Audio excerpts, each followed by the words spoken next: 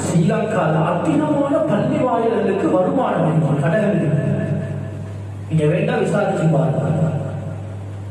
கூலிக்கு கொடுத்திருக்கிறாங்க. எவ்வளவு தெரியுமா கூலி கொடுக்கிறாங்க? பழைய அக்ரிமெண்ட்.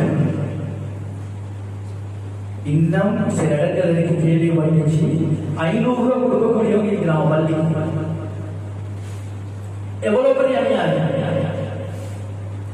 இன்னும் 1000 ரூபாய் பள்ளி கடைக்கு மாசம், ஒவ்வொரு மாசமும் 1000 ரூபாய் கொடுக்கக்கூடியவங்க இருக்கிறாங்க. ஏன்? பழைய அக்ரிமெண்ட்.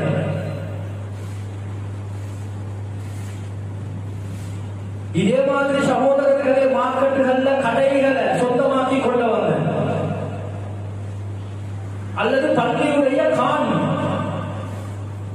அல்லது மற்றவர்களை என்ன காணி, நாங்க காணி இருக்கிறோம், 5 பேச்சஸ் வாங்க, 7 பேச்சஸ் வாங்கி இருக்கிறோம்டா, அதுல எல்லாம் அளந்து முடிஞ்சு பார்த்தா 6 பேச்சஸ் தான் இருக்கு.